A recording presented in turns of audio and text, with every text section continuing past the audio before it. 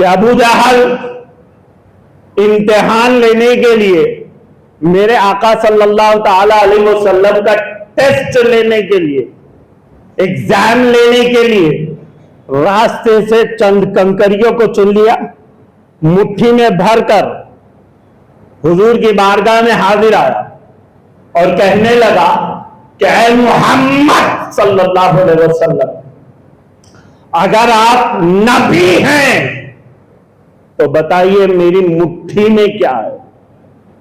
مٹھی میں کنکری بھر کے لایا اور میرے آقا سے فرما رہا ہے کہ بتاؤ نبی ہے تو میری مٹھی میں کیا ہے۔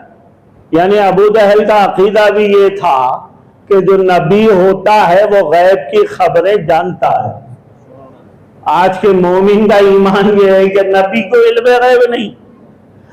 ابو جہل مٹھی میں کنکری لے کر آیا، میں کہتا ہوں یہ ابو جہل تو بے وقوف تھا جو مٹھی میں کنکریاں لے کر آیا۔ ارے بھائی، کسی کا ایگزام لینے کے لیے، کسی کا ٹیسٹ لینے کے لیے، کسی کو آزمانے کے لیے ضروری نہیں کہ مٹھی میں کچھ ہو۔ مان لو خالی مٹھی بھی تو آ سکتا تھا نا۔ اب مثال کے طور پر میں آپ کا امتحان لے رہا ہوں، آپ کو ٹیسٹ لے رہا ہوں، یہ ہے میری انگوٹھی، میں نے اپنی مٹھی میں بند کر لیا، اب لے کر آ کے پوچھا بتائیے میری مٹھی میں کیا ہے، تو آپ بتائیں گے کہ نہیں بتائیں گے؟ ارے بولو بھائی، کیا ہے میری مٹھی میں؟ زور سے بولیے۔ انگوٹھی خالی ہے، میں نے انگوٹھی لے چھپا لیا۔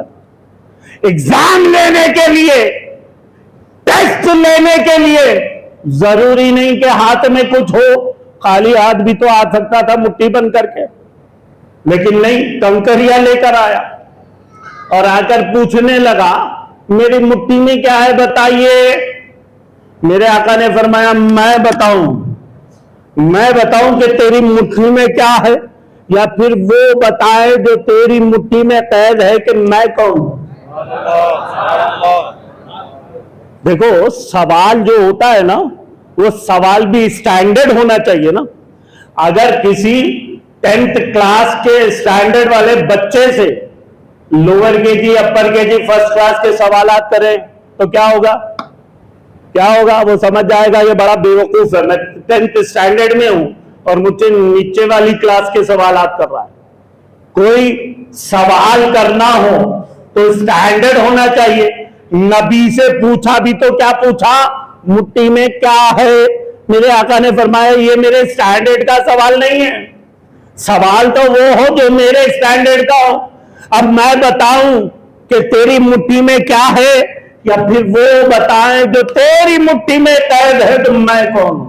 یعنی نبی یہ جانتے تھے نا کہ مٹھی میں کنکری ہے، مٹھی میں۔ اب یہاں پر ابو جہل بڑا خوش ہو گیا، وہ سوچنے لگا میری مٹھی میں تو کنکری ہے، اور یہ کنکری بے جان ہوتی ہے، کنکری بے زبان ہوتی ہے، نہ ان میں جان ہے نہ زبان ہے۔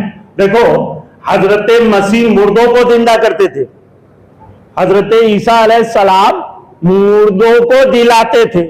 مردوں کو جلانا ایک کمال تو ہے، کمال ہے، لیکن اس سے بڑا کمال تو میرے آقا کا ہے، میرے نبی کا ہے، کیونکہ حضرت عیسیٰ علیہ السلام مردوں کو جلاتے تھے، یعنی جسم میں روح تھی وہ نکل گئی، اس کو واپس بلا لیا، نکلی ہوئی روحوں کو پلٹا دیا۔ یہ حضرت مسیح فرماتے تھے، مردوں کو جلاتے تھے۔ اب میرے آقا فرماتے ہیں کہ وہ بتائیں جو تیری مٹھی میں قید ہے میں کون ہوں۔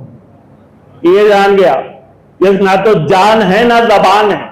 اب یہ زندہ ہو نہیں سکتی، زبان آ نہیں سکتی، یہ کیسے بتائے کہ بڑے خوش ہو گیا، بہت خوش ہو گیا، بہتر ہو اگر ایسا ہو۔ تو اب آپ دیکھو میرے آقا صلی اللہ تعالی علیہ وسلم ابو جہل کی مٹھی کی طرف نظر کرم فرمایا۔ میرے آقا کے جیسے ہی نظر کرم پڑی، مٹھی میں قید کنکریوں نے کلمہ پڑھ دیا، میرے نبی کا کلمہ پڑھ دیا، لا الہ الا اللہ محمد رسول اللہ۔ اب آپ یہاں یہ غور کرو حضرت عیسیٰ نکلی ہوئی روحوں کو پلٹا دیا، ریڈی میڈ روحیں تھی لوٹا دیا۔ اب اگر ان سے کلمہ پڑھوانا ہے تو کنکریوں میں روح پھونکنا پڑے گا۔ اب روح تو تھی نہیں، روح بنانا پڑے گا۔ روح بنے گی، آئے گی، زبان پیدا ہوگی، تبھی تو کلمہ پڑھیں گے۔ تو میرے نبی کو رب نے یہ اختیار دیا، اے نبی جہاں پر آپ کی نظر کرم پڑ جائے اس کنکریوں کو بھی کلمہ پڑھنا پڑے گا، ان کنکریوں کو بھی زندگی مل جائے گی۔ میرے نبی کا جیسے ہی کنکریوں نے کلمہ پڑھ لیا، ابو جہل کو بڑا غصہ آ گیا، چنوں میں میری مٹھی میں خیر لے کر میں آؤ اور کلمہ ان کا پڑھ رہی ہو۔